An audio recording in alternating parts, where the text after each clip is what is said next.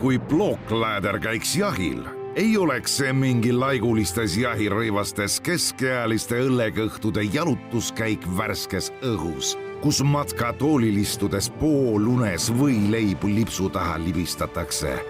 Ei, Blockläder aretaks oma liigi verejanulisi jäneseid, pikkade küüniste ja giljotiinhammastega. Jahilkäik ei lõppeks enne, kui hing on lahkunud jänesest või jahimehest. Blockläder, kõige karmimad töörõivad siinpool ekvaatorit. No nii, tervist kõigile tennisesõpradele. Tere Eesti aja järgi kell 8. Hakkame siin salvestama, aga kohaliku aja järgi juba kell 12 öösel. Nimelt siis üks matšpalli saatejuhtidest on leidnud ennast Mehhikost ootamatult. Anett Kontaveit teatavasti võitis järjest siin mitu turniiri ja lunastas endale viimase 8. pääsme VTA ühele prestiižsemale võistlusele aastas. Olen endale palunud täna külalisteks interneti vahendusel Riho Kalluse ja Allar Hindi. Öelge tere! Tervist! Tere! Teil seal uus päev alanud, meil ka nüüd sekundi pealt.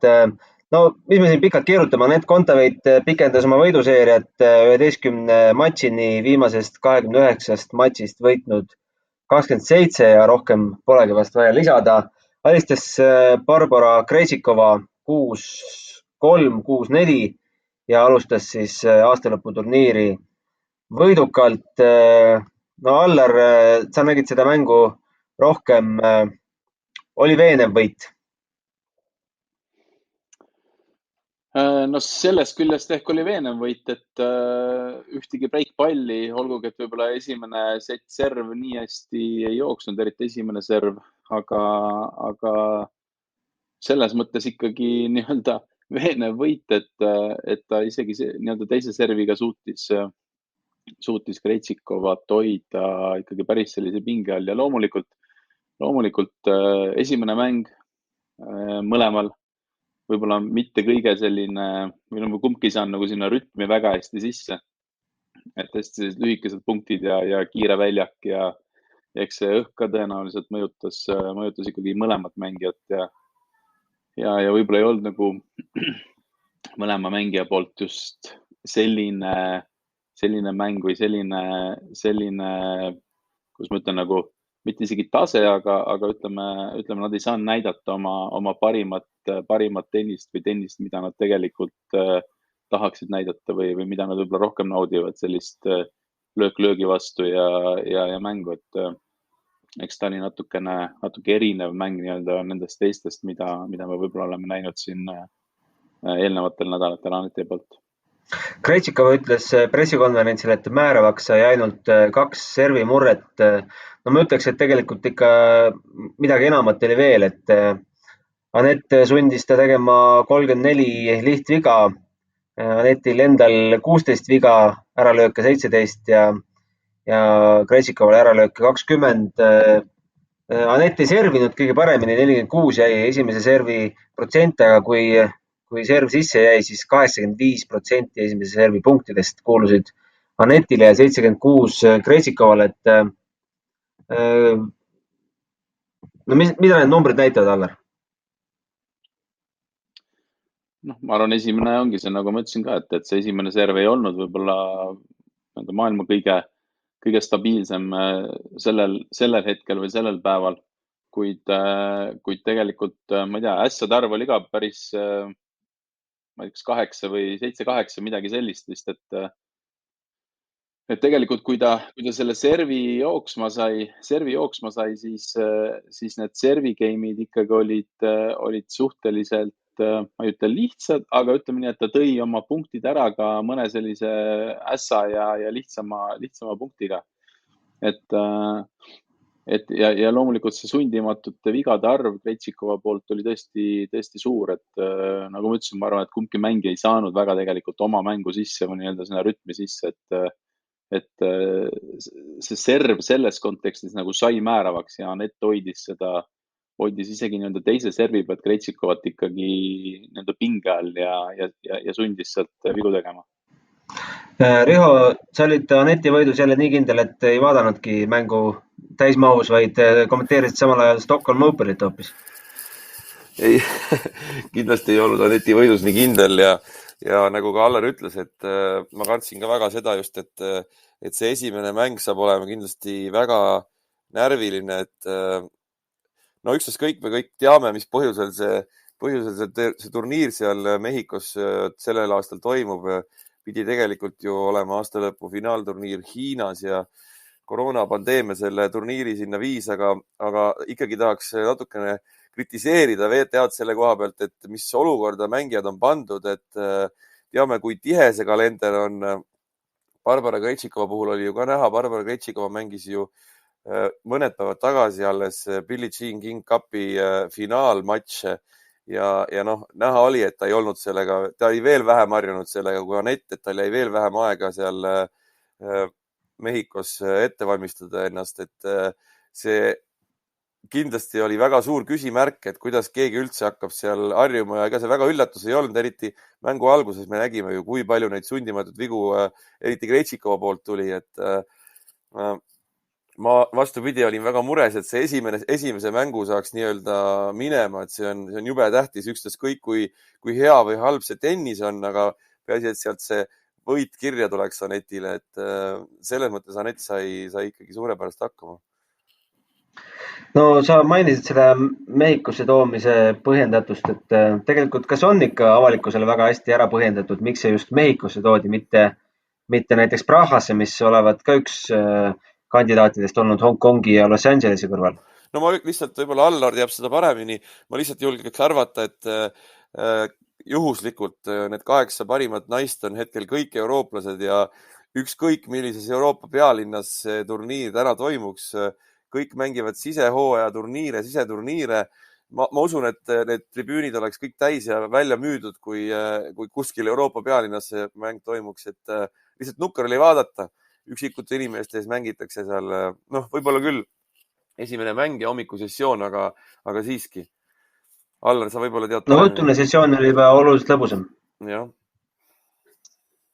Ja, eks ta kipub nii olema, et need päevased sessioonid ei ole võib-olla kõige publikumagnetid, aga ega ma ei tea, võib-olla teate rohkem, millal see turniir üldse sinna viidi, et selles mõttes, et ma arvan, et sellel hetkel polnud üldse teada, kes seal top 8 on ja selle järgi nagu mingeid otsuseid teha on kindlasti keeruline, aga noh, ma arvan, mis siin maailmas ikka ju, mille ümber käib kõik, et see on raha, see on võimalused ja kindlasti on seal ka, ma julgen arvata, et mingi osa ka mingisuguses, ma ei tea, geopoliitilises otsuses ka, et kuskil nii-öelda teistes maailma osades teatud tennisturniire teha, et noh, ma ei tea, võib-olla Aasias ka inimesi on ju 10 kordi rohkem kui võib-olla siin, ütleme Hiinas, eks ole, 10 kordi rohkem kui mujal riikides, et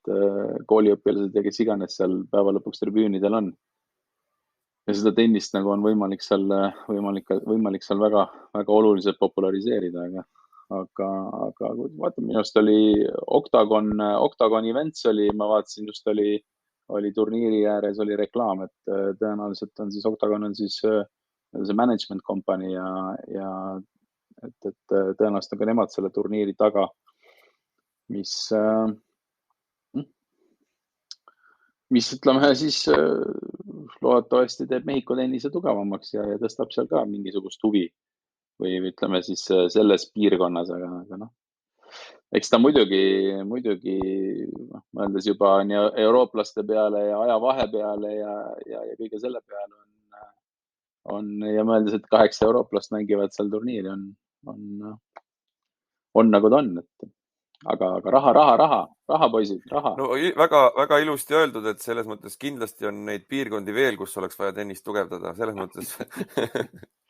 ma ei imesta, kui me varsti leiame ka sealt Aafrikast mõne turniiri sellise.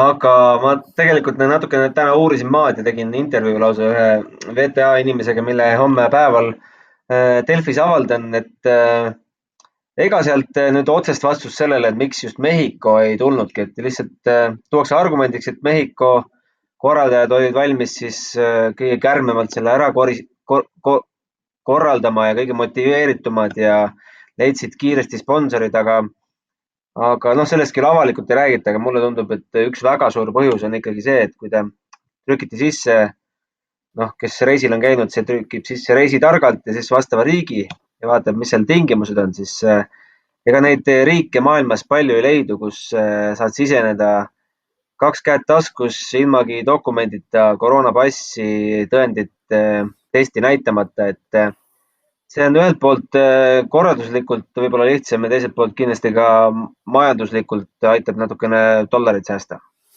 Jah, see on kindlasti lihtsam, aga ikkagi, kui nüüd vaadata, et kus need targalt reisijad nüüd on, kes sinna kõrgmäestikusse kohale läksid, siis seda rahvast ju väga palju ei olnud, et ma usun, et praegu mul oli hea kontrast eile, kui mängiti aastalõpu viimast ATP turniiri Euroopa Stockholmis, esimese ringi mängus tribüünid on täis, aga mängitakse VTA finaali ja rahvast ei ole, et ikkagi kurb vaadata, aga ma usun, et mida ta sulle öelda kindlasti ei saanud, on rahanumbrid, et raha on kindlasti üks suur põhjus, mida me ei tea ja mida ei avalikustata.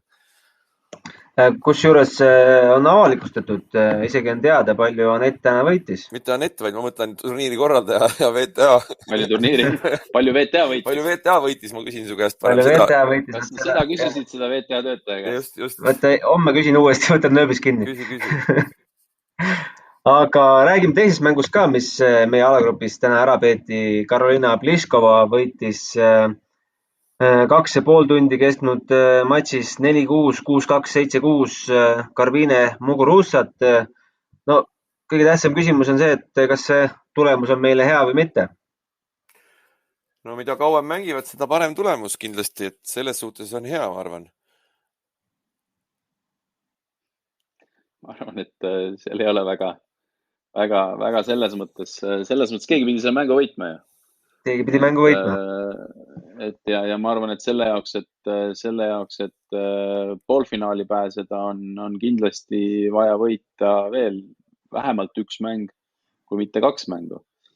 Ja kas see nüüd satub olevat nii-öelda õige mängija, keda sa võidad juhul, kui see on 2 mängu, et seda näitavad järgnevad päevad, et seda siin ette ennustada, et kas see oli nüüd parem või mitte parem on keeruline.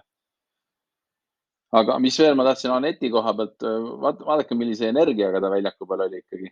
Et ta tuleb nii-öelda jällegi uus turniir ja mulle väga meeldis selline ergas käimine ja kõnnak ja kogu aeg hästi positiivne, et see on Anetil alles ja see on, ma arvan, väga hea valuuta nii-öelda järgnevateks mängudeks ka. Ma just vaatasin õhtuse sessiooni alguses, et Pliskova kõnnak oli jällegi väga lönts ja kuidagi hästi tujutu oli ta alguses, võib-olla sellepärast aga esimese seti kaotas, aga Pliskova on järgmine Aneti vastane, ajakava on värskelt selgunud. Kell 10 jälle Eesti aja järgi, õnneks ei pea 3 öösel ärkama ja Krejtsikova siis kohtub Muguruusaga. Kohe saavad paika panna, kes siit võtab Pliskova ära, siis peaks ju olema edasi päris kindel või ma saan millestki valesti aru? Ei pruugi veel. Vist hakkab seal, muidugi. Hakkab kindlamaks kindlamaks kindlasti. No teoreetiliselt võib ju 3 mängijat olla 2 võidu peale. Jah, teoorias võib. Teoorias võib veel juhtuda. Ma arvan, teoreetiliselt on võimalik kõik veel seal lahtine, aga mõtleme, et see võitja ja 2 setis võit, et see on ka suur asi päeva lõpuks on alagrupi mängudes lugedes neid tulemusi. Jah, selles mõttes võib juba saada oluliseks praegu see, et Pliskova võitis 3 Muguruusat, juhul kui tekib see olukord. Aga see tähendab ka seda, et Anett peaks 2 setis võitma, et kui Anett ka 2 setis võidab, siis tõenäoliselt ikkagi on päris suur tõenäosus juba. Kui hakatakse ette lugema. No turniiri eel on Anetti ikka väga kõvasti haibitud. Martina Navratilova ütles kohe välja, et Anett peaks selle turniiri võitma. Mõnes Kihlveo kontoris on ta võidusoosik number 1, et kas need ootused on kõik põhjendatud või me peaksime neisse kuidagi ettevaatlikult suhtuma? No mulle, kes sattus vaatama siin intervjuud, Tarmo Tiisler tegi hea intervjuu Aneti treeneri Dmitri Tursunoviga ja mulle väga meeldis tema nagu välja öeldu, et mida vähem mängijad ja nad ise üldse kõiki neid kiibitsemiseid jälgivad ja suudavad nii-öelda ainult keskenduda sellele, mis on praegu ja hetkel seal väljakul, siis see on ainuke asi, mida nemad teha saavad ja see, mis sealt välja tuleb, seda kunagi sa ei tea, et nii täpselt ongi. Et see esimene mäng oli julgustav kindlasti, selle mõttes, et nagu Allar ütles ka, mulle ka meeldib, et ta kuidagi see meeleseisund väljakul on väga hea. Ja just isegi ka siis, kui me näeme, et Anetil tekivad võib-olla mingisugused hetked või mingid asjad, mida ta ei suutnud teha nii, nagu ta oleks tahtnud, siis vaatamata sellele ta suudab ikkagi mängida edasi kuidagi resetti tehes väljakul, et ta unustab selle ära, ta mängib uue punkti ja kõik läheb edasi, et seda on kuidagi hea vaadata ja see on väga, väga julgustav, aga öelda ja praegu siin ennustada turniiri võitjat mina küll veel ei julge. Mis Allar? Mina ka ei julge, et täpselt ütleme, ega mängijad selle peale ei mõtlegi, kes selle turniiri võidab ja isegi kes selle mängu võidab, vaid elavad selles hetkes ja eks see ennustamine ja arvamine ongi selliste Martina Navratilovate ja Allar Intide ja Riho Kalluste teema siin, aga see on 8 parema naise turniir, et siin on veel sisuliselt nädal aega minna, või üle nädala minna, et siin on kõik võimalik, et väga hea algus Aneti poolt, aga jällegi ülehomme või siis nüüd homme on jälle 6 päev, mis sealt välja tuleb, uus mäng Pliskova, ka võit all ja sealt edasi, et sinna turniiri võiduni on veel väga-väga pikk maa minna, et siin arvata või loota, seda me võib-olla kindlasti teeme, aga mis sellest nagu tegelikult välja tuleb, on. Ma ei ole väga panustaja, et ma ei tea, aga ma loodan väga. No kuuldavasti peaks olema ka natukene eestlasi teel siia Guadalajara poole. Mingi hulk eestlasi on juba Mehhikos koha peal, aga jäid kuuldavasti linnuke siristes Mexico City's lennujaama lõksu, sest pommi ähvardus otsustati teha Mexico City lennujaamale, mis on niigi väga keeruline koht, kuhu kinni jääda, et meil jäid siin 3 ajakirjanikust ehk siis minu fotograafi kohver ja veel Postimehe ajakirjaniku kohver jäid siis sinna. Üks jõudis täna alles hotelli kohale, teine ei ole siiamaani jõudnud, et keeruline on siin Mehhikos, aga ei. No sa ütlesid väga lihtne koht reisida, täna maailmas kõige lihtsam koht, nüüd ei saagi aru, kas on nüüd keeruline või on lihtne. Ei, just see lennujaam on keeruline, seal tuleb terminali vahetada, kohver vahepeal välja võtta, panna pagasilindile, rist ette lüüa ja loota, et ta jõuab järgmist sihtkohta ka, aga mis veel Mehhikost, et ei, mul on küll tore, et VTA mind siia saatis, et teine kordki, ma ei tea, Aafrikasse. No me teame, sa tahtsid sooja saada, see oli ainuke põhjusega, me kõik teame seda, me ei hakka seda välja ütlema. Ja sooja tuleb homme, tuleb 28 kraadi, täna oli lagi, oli 23, aga õhtud lähevad külmaks, et õhtune sessioon. No minul lühikeste pükstega oli seal piin olla, et ma tunnistan ausalt, tulin natukene varem ära, et teist seiti rahulikult hotellist vaadata, et õhtune sessioon on siuke 16-17 kraadi. Vot, sellist jutud, aga kuulame siis. Ja see võib ka nii-öelda erinevaid mänge tekitada, eks, et jah, mis hetkel sa mängid seal.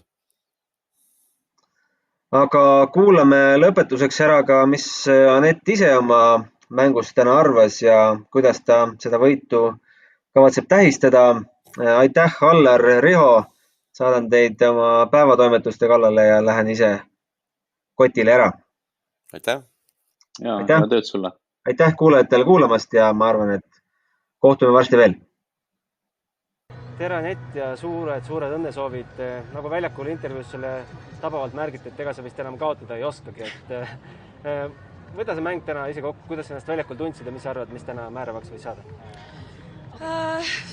Selline raske mäng oli, et need pallid kipuvad juba siin ikka lendu minema ja võib-olla esimest servi ei saanud nii palju sisse, kui ma oleks tahtnud, aga kui nad läksid sisse, siis ma sain initsiatiivi ja sain mängu kontrollida või selles mõttes, kui need esimest servis sisse läksid, siis sellega, nende punktidega nagu ma olin rahul.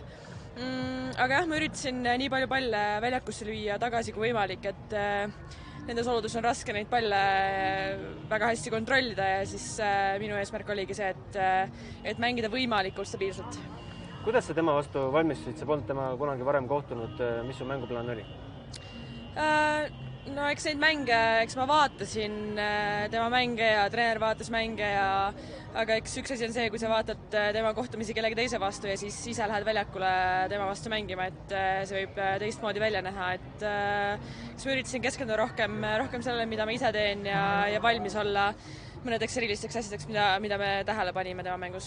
Mängu kõik näitas, et määravaks said seti algused sinu poolt, said väga hästi mängust sees esimesest punktist peale. Kas see oli teadlik minna algusest peale tugevalt mängima? Ideaalis võiks iga mäng alustada tugevalt, eks see on, ma arvan, iga mäng on selline eesmärk, aga täna see õnnestus hästi. Oled sa nüüd nende oludega paremini kohanud, kui sa olid eilses treeningus näiteks? Raske öelda, ma arvan, et võib-olla eks mängus on ikka tiba nagu keerulisem kui trennis selles mõttes, aga ma ei oska öelda, ma arvan, et iga päevaga loodan, et läheb tiba paremaks ja eks ma arvan, et võib-olla 100% ideaalselt mängida ongi keeruline, et peabki lihtsalt arvestama nende oludega. No nagu mida mäng edasi, seda paremini saite mõlemad mängu sisse ja hakkasite päris ilusat tennist näitama publikule. Sul olid ka mõned rasked hetked, mõned nulliga kaotatud tõrjegeimid, aga see sind verest välja ei löönud? No ma üritasin keskenduda sellele, et ma ise olin breigiga ees ja et mul on võimalus enda serv hoida ja mõned raskeseisud ka enda servist, vist teist setis oli 0-30 taga mingi hetk, kas oli 4-3 äkki, et ma üritasin lihtsalt edasi mängida ja nii hästi keskenduda, kui ma suutsin. Viimases game'is, kui sa olid 15-30 taha, treener ütles sulle midagi, on sul meeles, mis õpetussõnad ütles? Vastane minu arust mängis väga head punktid, et ma arvan, et ta lihtsalt ütles, et mängi edasi ja ära mõtle selle peale liiga palju, kui vastane mingisuguseid ulmelisi lööke teeb. Üks päev vahet, tead sa juba oma järgmist vastast ka? Ei tea. Sa ütlesid väljakul, et tähistad seda mõne hea söögiga. Mehhiko vürstised toidud või midagi enda menüüst? Ma ei oska öelda, eks paistab, kui restorani ma sattun täna õhtul, et ma nii mingit sellist kindlat plaani praegu ei ole. Aitäh sulle! Aitäh! Kui plookläder käiks jahil, ei oleks see mingi laigulistes jahirõivastes keskealiste õllekõhtude jalutuskäik värskes õhus, kus matkatoolil istudes poolunes või leibu lipsu taha libistatakse. Ei, plookläder aretaks oma liigi verejanulisi jäneseid, pikkade küüniste ja giljotiinhammastega. Jahilkäik ei lõppeks enne, kui hing on lahkunud jänesest või jahimehest. Plookläder, kõige karmimad töörõivad siinpool ekvaatorit.